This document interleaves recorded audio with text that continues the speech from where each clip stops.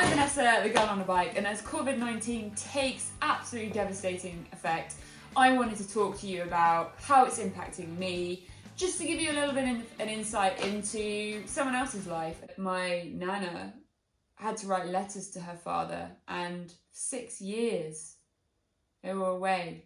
We are now on day 6 of being home isolated, but on day 1, Alex and I got a notepad. We actually sat in bed with a cup of tea and we wrote a list of all the jobs that we have been neglecting in the house for probably quite a long time.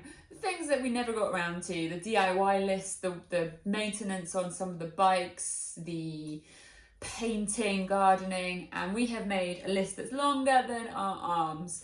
And every day we're going to try and tackle a couple of things on those lists and utilise the time that we've got at home. How often are you forced to be at home and able to just crack on with some of those jobs? It's going to be pretty satisfying. Every day we're going to be getting up. We're not going to be lying in bed lazing around. We're going to get up, we're going to have a routine, we're going to work, we're going to do jobs, we're going to do fitness and sports in our garden or in the home. And we are going to utilise the time. We're not just going to slob it out like students, because we are still alive. We are still so grateful that we,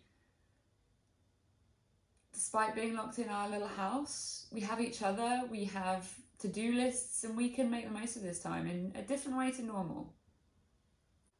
Remember that our generations don't know sacrifice, real sacrifice. If we think about our grandparents, they were sent for war.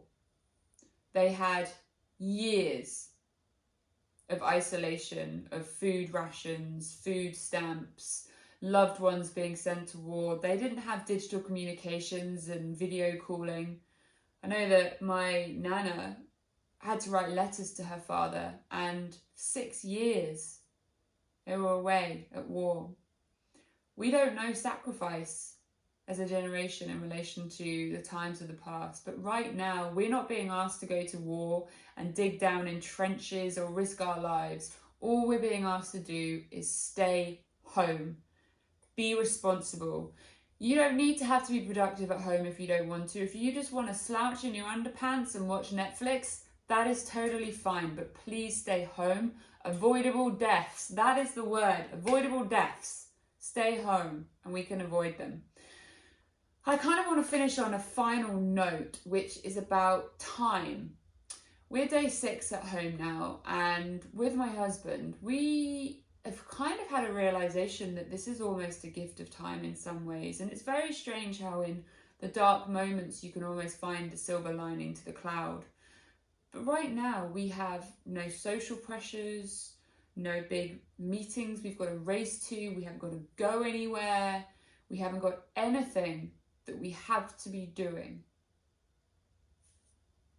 Just time. We've actually sat in the garden, enjoying the spring sunshine with a cup of coffee, something that I can't even remember having done previously. And it was a really special moment. Yes, there are people right now fighting unbelievable battles trying to stay alive, with loved ones isolated in hospital beds with not enough ventilators. And for those people that are being responsible and staying at home, keeping safe, we can take a moment to enjoy that gift of time, that gratitude for the fact that we haven't caught it, the fact that you are still safe at home. And I'm very grateful for that. I'm very lucky in our situation, being able to have space. See, I'm in the garage right now, which is where I will spend a lot of time. Yeah, I wanted to, have a little bit of a download and share how it's affecting me. My mum and dad are locked in isolation, keeping safe. They are both high risk. We've ordered some stuff for them online. They're planting a vegetable patch in their garden, which will help them in a couple of months once it grows. And as a nation, as a world, we need to come together and beat this virus. We can beat it. Stay home. I'd love to hear what you think. What's the situation in your country? What are the challenges you're facing? What do you call essential food or essential travel? Because everyone's perspective is going to be different. This is just a little snapshot of how I'm feeling. And I understand that, not everyone is going to agree with my perspective or my thoughts. And that's okay. We're all allowed our own opinions. I don't think you can really argue the unavoidable deaths element, but what's essential, that's going to vary. I just hope that you can make some responsible decisions, which I hope the decisions we're making are also seen as responsible.